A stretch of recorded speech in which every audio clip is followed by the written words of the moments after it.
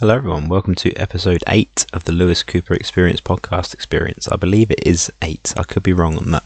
Let me check my notes. Yes, so I haven't done one of these for a couple of weeks just so I wanted to just have a little bit of a break because I was doing a lot of videos and I didn't want to get fed up of doing them, and also I didn't want people to get fed up of me posting them, so I thought I'd ease off a little bit and I'll just have a little break from it. And yeah, we're back. I hope everyone is keeping well. Obviously I've still been posting videos. I did another short film last week, short film short, so if you want to check that out, it's called The Cave. It'll be a couple of videos down, and that's that was another reason I wanted to ease off doing a few of these, just to keep it different, keep it varied. But yeah, lots of cool stuff to talk about. I originally wanted to do this last week and I wrote down some things I wanted to talk about, but now I've moved on from them, so I'm going to talk about something else. So I've got a bit of a change to our usual format. Instead of doing movie of the week, I wanted to do TV show of the week, because I have been rewatching an excellent show, which is another thing that I found and nobody else I know watches it, and it really frustrates me because I can't talk to anyone about it. So I'm just going to talk about it now, and maybe one of my friends will watch this and watch it, and then I can talk to someone about it, maybe not. But I want to talk about a HBO show which is on Sky Atlantic over here, which I watched before and watching again on Now TV, called Barry, and I've definitely talked about it a lot, and it is one of my favourite things. Like I say, I watched it, I believe, last year, maybe even earlier this year, I'm not sure, because time doesn't mean anything anymore, does it? And it's one of my absolute favourite things I think I've ever seen. And it has my dream format for a TV show. It's 8 episodes a series, 30 minutes, sometimes a little bit more, sometimes a little bit less, but that is just perfection like that. I mean, you don't need any more than that. I don't care who you are, like, unless you're Better Call Saul, The Sopranos, then, they can get away with it. But yeah, in this day and age, and there's so many TV shows, I think brevity is a strength. I think, it's... people like to binge watch things, but I don't really like to do that. But I mean, with this show, because it's all on there and I've watched it before, I'll watch like an episode a day, maybe, if I can. But yeah, anyway, it is a very novel concept for a show, and it's starring and I believe created partly by Bill Hader, who also directs some episodes as well and writes some as well. And I mainly know him as a comedy actor. He was on Saturday Night Live. He's been in a lot of comedy films. He does a lot of impressions. Like, he's very, very good with impressions.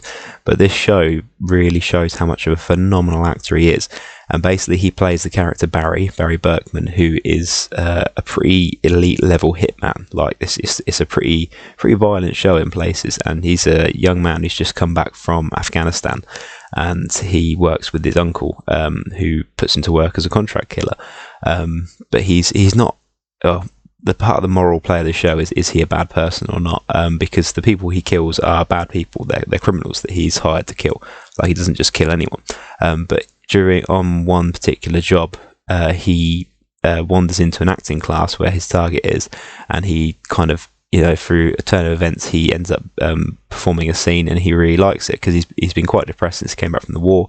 The work that he does now doesn't bring him any satisfaction, but then he suddenly finds this thing where he acts, and people, he's not great. Like, he's just very deadpan. He's not good, but like he gets something out of it, and he feels happy, and he kind of goes, right, this is what I want to do. I want to quit killing people, and I want to become an actor. And it's such an interesting idea, and it's the whole play of it is him trying to get out of one world and into another, whilst also dealing with his own issues. But say Bill Hader is absolutely fantastic. He's always been a comedy guy in what I've seen, and but he manages to play this hitman who's incredibly efficient and incredibly dangerous so well. But then also he has to play the scenes where he's being a bad actor in the scenes where he's acting, but then also he has these moments where he taps into what he's really feeling and becomes a really good actor. And it's kind of some of those moments where he uses what he's going through in real life. Like, sometimes he has to kill people he doesn't want to kill, but he has to protect himself, and he draws on that to kind of use in the scenes, like sometimes unintentionally,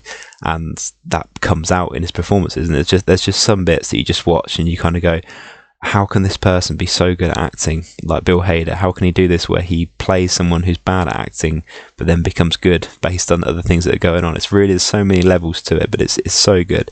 But his acting coach is played by the great Henry Winkler, who I'm a huge fan of. and I'm desperate to get his attention on Twitter. And but obviously he's best known as the Fonz in Happy Days, which is one of my favourite TV shows ever, and I've been looking for on any streaming service or DVDs, and I can't find it, and it's really frustrating me because I'd love to watch Happy Days again. But Henry Winkler is a brilliant man. I watched a podcast or listened to a podcast with him recently, and he's just the nicest, kindest man, and like he genuinely loves what he does. And in this, he's brilliant. He plays the acting coach Gene Cousineau, who Barry really looks up to at some points as like a kind of a father figure sort of thing. But he's kind of part Hollywood shyster. Like, you know, he's after the money. He's like, everyone pays up front, everyone pays cash, and like sometimes he's really self-centered. But then he has these moments of brilliance where he knows how to push his actors to get the most out of them.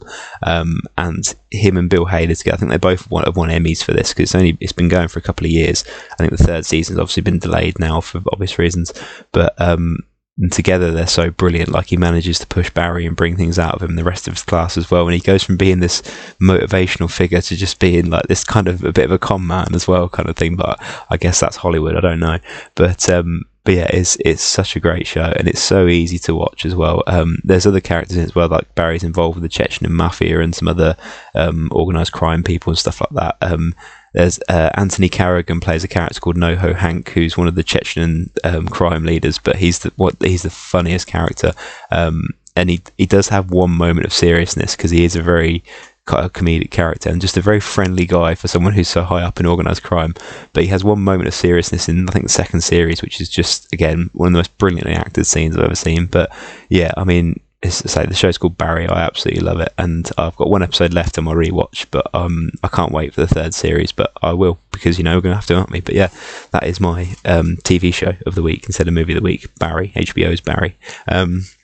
Moving on to comic book of the week, I have The Flash, The Return of Barry Allen. This is another one I got from Zavvi in the graphic novel collection. As you can see, this is volume 48, originally published in 1993. But these are the really good value reprints and nice big hardback books as well. And as you can see, I've only really read a few issues in it as well. But I'm really enjoying it, because I've always been a fan of The Flash. I like both TV shows, one from the 90s and the more recent one. But I've never really read much of the comics other than comics he's been in in Justice League and that kind of thing. So this was quite cool to read what is considered to be a pretty classic Flash comic, because it carried on from Crisis on Infinite Earths, which was a big story in the 80s for DC, where they combined their multiverse of different planets into one, basically, and they killed off a lot of characters. And the main character in it was Barry Allen, the original Flash. Not the original Flash, but the Silver Age Flash, I think it would be. He's kind of the second Flash after Jay Garrick from the old school stuff, but he's the modern Flash. And he disappeared during the Crisis because he had to run on a cosmic treadmill really fast, and you know, it's comics. But this is about Wally West, who was his successor, and Barry Allen mysteriously appears, and it's about kind of them dealing with that. And is Barry all right? Is he who he says he is, mainly? But I'm really enjoying it. It has got a bit of an edge to it as well. It's quite a dark sort of comic, but I'm really enjoying like the 90s style artwork. Like there's just 90s comics that just had a really distinctive look to them, even though they're all by different artists. Although saying that, there is this double page bit here where the art goes kind of pink. Like if you see some of the characters have like pink hair, and I've never figured out why that is, but I guess it's just a printing error. But you know, it's fine. But then you've got both Scarlet Speedsters, both Flashes there. You can see Wally's got a slightly darker, more sleek costume, and Barry's got like his old one there. And it all starts off pretty amicable, but then things start to go a bit odd, and you kind of go, I don't know if Barry is quite what he says he is. But yeah, there's one particular panel that I'm going to show in one that I've just read that it just screams 90s at me. I mean, there's some pretty cool dynamic little action scenes and stuff like that there, because you've got 3 Flashes there, as we've got Jay Garrick there as well. They're all kind of working together, so there's a lot of speedsters in this, because if you know anything about the Flash, even just from the TV show, the whole thing is he's the fastest man alive, but there's a lot of fastest men alive. But this panel here, just this guy, I don't know what his name is, but that is just pure 90s comics. If you know what I mean, you know what I mean. It's I mean, that just screams 90s. And then you've got this big bit here as well on this side that I think is really cool. Again, just 90s comics in a nutshell. But yeah, I'm really enjoying it. It's really good so far. So it's an era of DC that I don't really know that much about, which is cool. Like, I've always been a Batman guy primarily, and it's nice to read some of the DC stuff as well. I'm just going to take a little sip of my water, just one second. See, if I was professional, I'd edit that out, but I'm going to leave it in because let's keep it real. So, action figure of the week is a Marvel Legends Builder figure. And I love this one. I collected this whole line partly because I wanted this figure. But I'm a big Fantastic Four guy, and this is the Super Skrull Builder figure. I know it's not completely focused there, but you can get the idea of it. So I brought all the other 6 figures in the line. You get one little piece. So he was the head, body, arms, and then individual legs as well. And they know why they do the builder figures, because they know people like me are going to buy all the figures.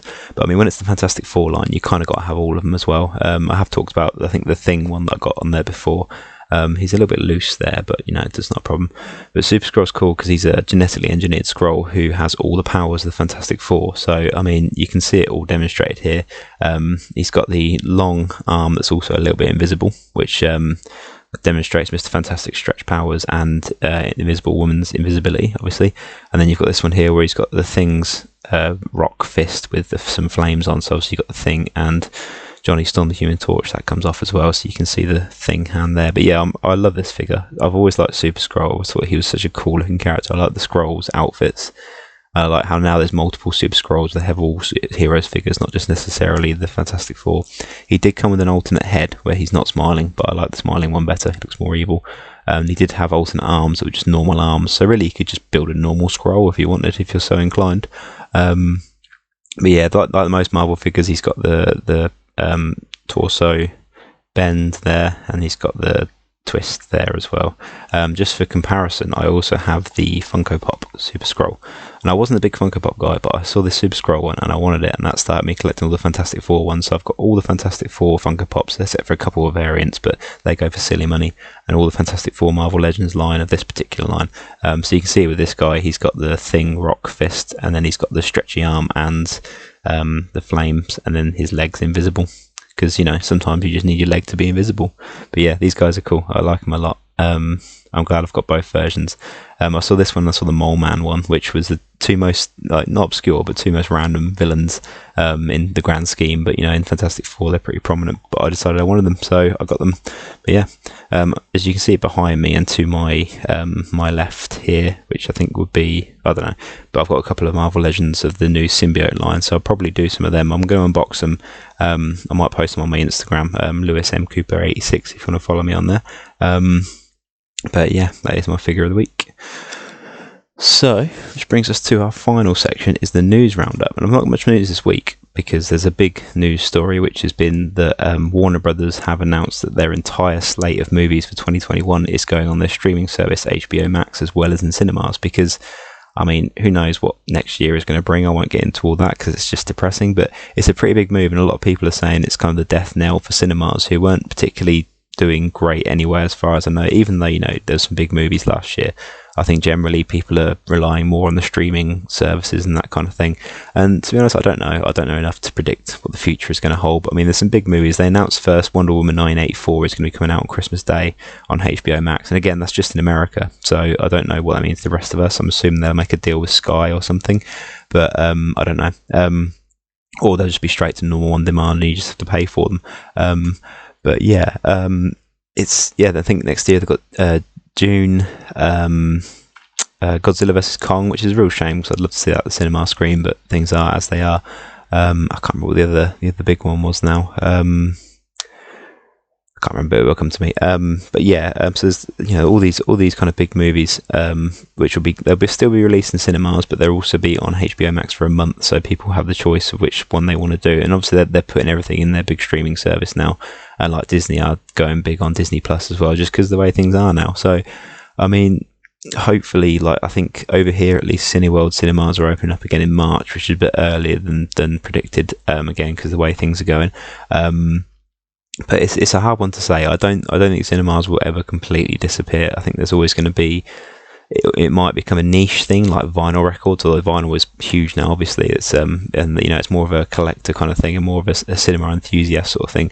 Which, to be honest, obviously, I don't want any cinemas to go out of business. I don't want anyone to lose their jobs or what have you.